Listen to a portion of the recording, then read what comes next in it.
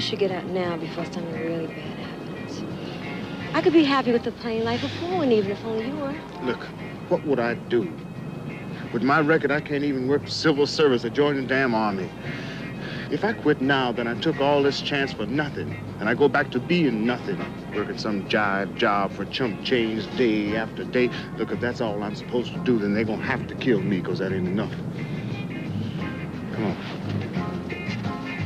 He seemed to be such an intense guy.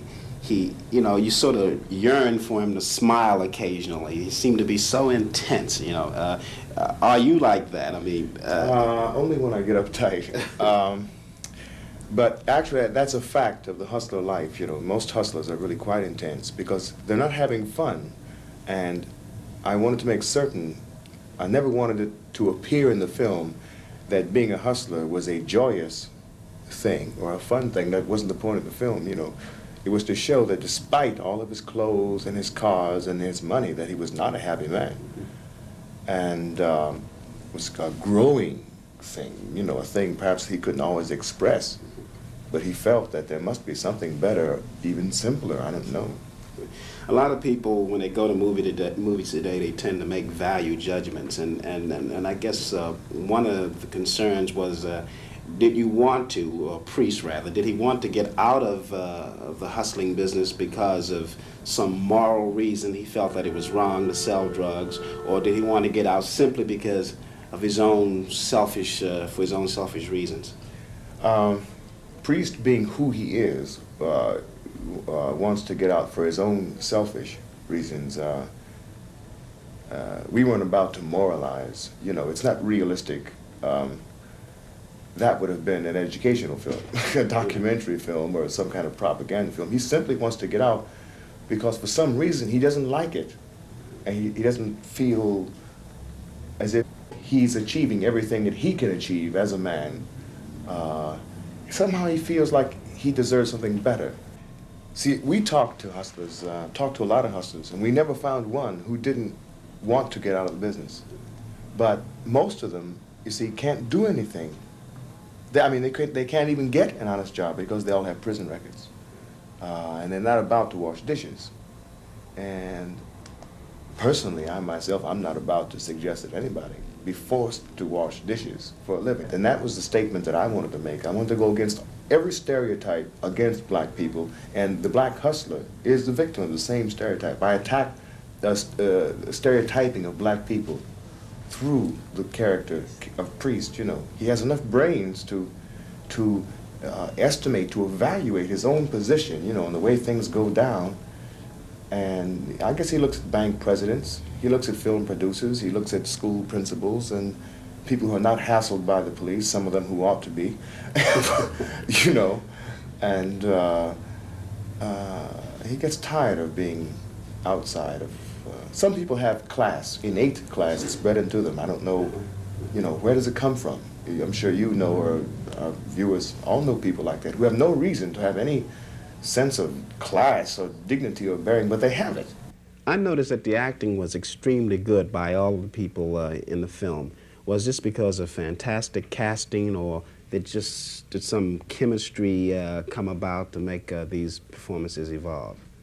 Well, firstly, everyone knows their craft. Everyone knows what they're doing, you know. Secondly, the vibes on the set.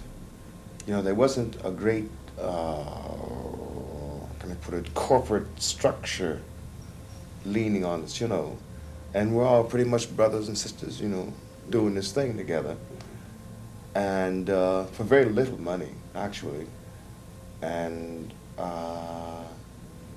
the spirit of the book, the spirit of the text, of the lines, carried through, right through, in through the actual shooting. And we did a lot of improv work. We put in lines. I said lines that weren't ever in the script because things got good to me, you know. And all we had was that enthusiasm, that love. Plus, and then with that, people are very well cast in their roles. Everybody in this film knows something about what this film is about. For instance, Charles McGregor, who plays Fat Freddy in the film and got killed in the film, Charles has spent 25 years in prison. So when you see him hold up somebody, even though he did it kind of with a characterization kind of thing for Fat Freddy, he knows about that. You see, he's also, on the other hand, the founder of the Fortune Society, the ex-convict thing. You know, he's very famous for that. There are a couple of hustlers in the film. The car that I drive in the film belongs to one of the people in the film who is in fact a hustler. And I won't mention any name to tell you who is who and what is what, you know. Yeah. Because it doesn't matter. Yeah. I'm beginning to wonder whether or not the black actor will find himself exploited again. Not so much the kinds of roles that he will play, but because of the kind of money that he will be able to demand. I think what you're going to find happening with the black actor, it's already happening, I know. You're going to find black actors forming production companies themselves to make black films independently of the Hollywood, you know, production system. Possibly distributing films, because that's where it's at. It's in distribution, not so much in production. Are we going to see a parallel to the recording industry where the black artist is providing most of the talent and the film industry or the film that they will be in will be controlled by some white controlled institution? I think perhaps the phrase, all power to the people, for some reason that comes to my mind at this point. I think that if any personality, business or business personality, keeps itself rooted to the people, that I don't think that can happen, because see, you can't rip off all the black people in the country. If you think you're safe and move too far into that world, you see, you can get ripped off. I know a lot of black people, you know, who say I function, quote, in the white world, and that is permissive. They are permitted to function in the white world. For instance, James Brown has never made the mistakes that many other people, musicians, have made. James Brown owns his own corporate structure, has his own jet plane that says James Brown, and goes on the Apollo stage and commands an impressive sum of money for a week's appearance there, and stands there and throws his diamonds and cufflinks to the people and says, you made me, and they did. It seems that there's a kind of marriage now between the recording industry and the new black films that's coming out. For example, Curtis Mayfield does the score for Superfly. Right, you just happen to have the album there in your lap, don't you? Can I show the album? Yeah. Yeah, Superfly, Curtis Mayfield. It's out of sight, and Curtis is beautiful.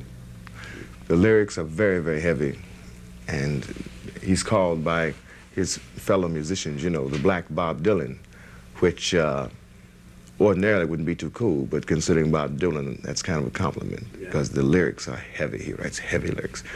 Yeah, I think it's the same thing.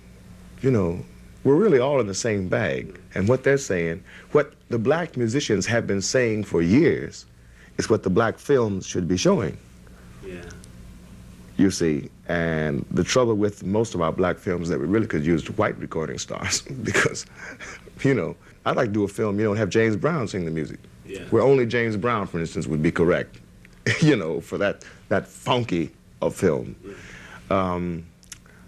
But I want to do all kinds of films. There's so many aspects to the black man, you know. I suppose if you're going to stereotype me, the easiest thing would be to make me I don't know, a brain surgeon or something on a soap opera. You know, sort of the Ralph Bunche of the medical profession or something, you know, and I've studiously avoided that. I've been offered, 4 or 5 soap operas, and I've refused to do them. Then in California, they got me into the Spanish bag, you know. I played a Puerto Rican in the organization, which was groovy, and I liked it. Then they wanted me to play a Mexican in The New Centurions, a film called The New Centurions, which I didn't do.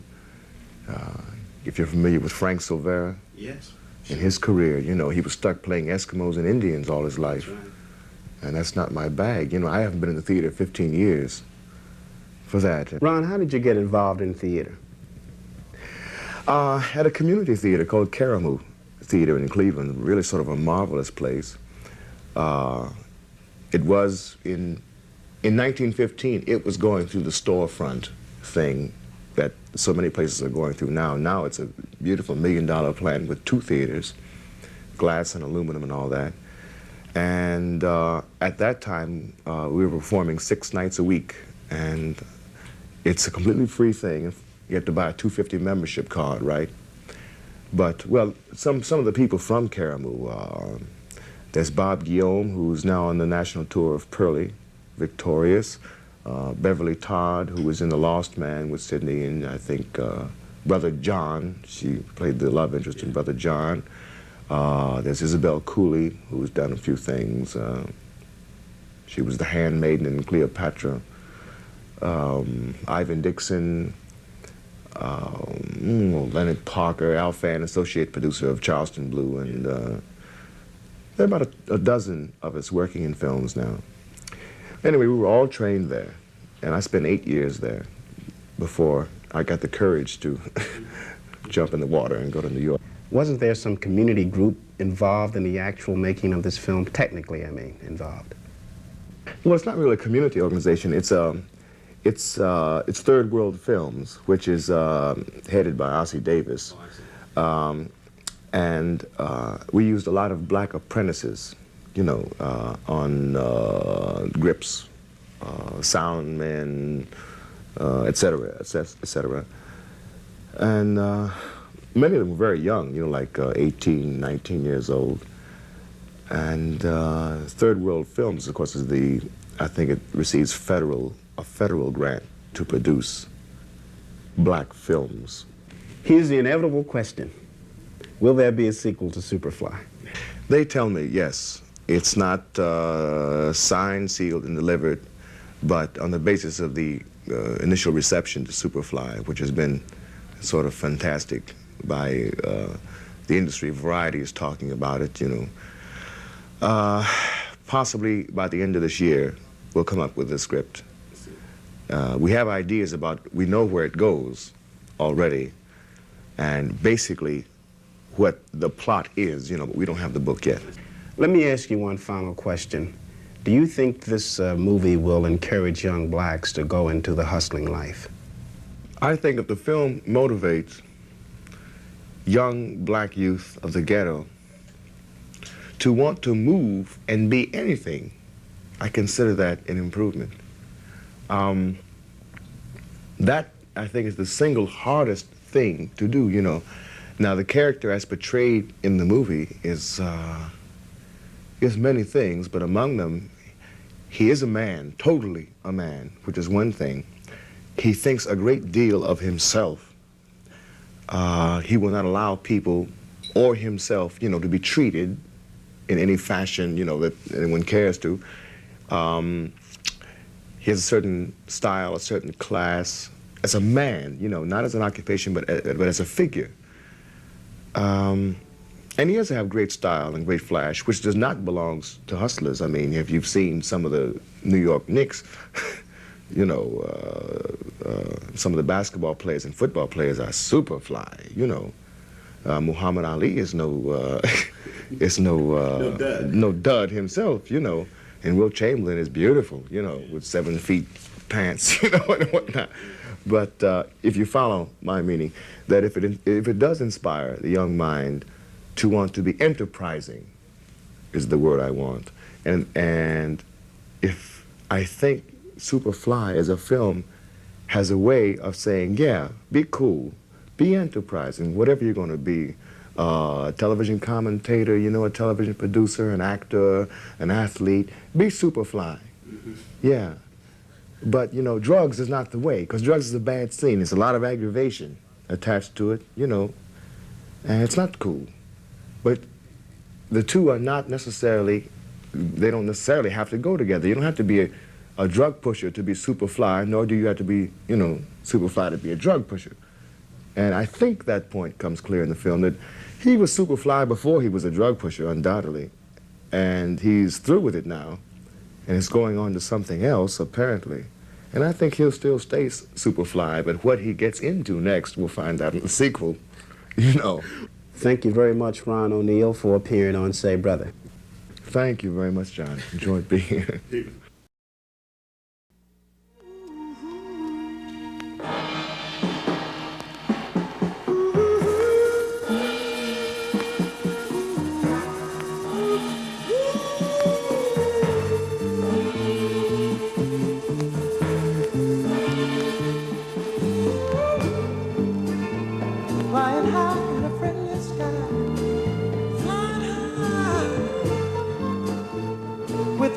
ever leaving round now. Rest of the folks are tired and weary and have laid their bodies down. Yeah, yeah, oh yeah. I go to the place where danger awaits me. And it's bound to forsake me. So stupid-minded. I can't help it. So stupid-minded.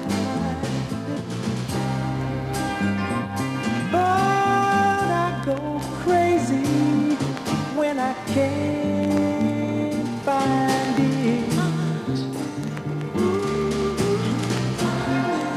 In the morning, be all right, my friend.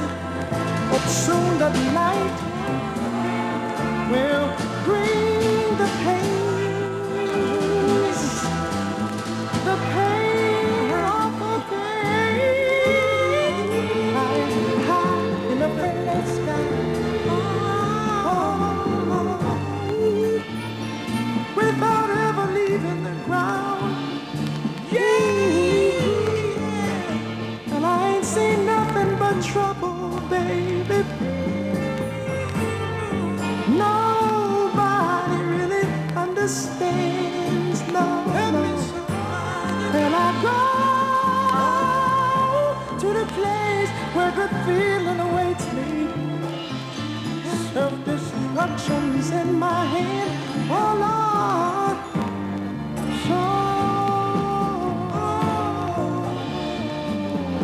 Stupid-minded.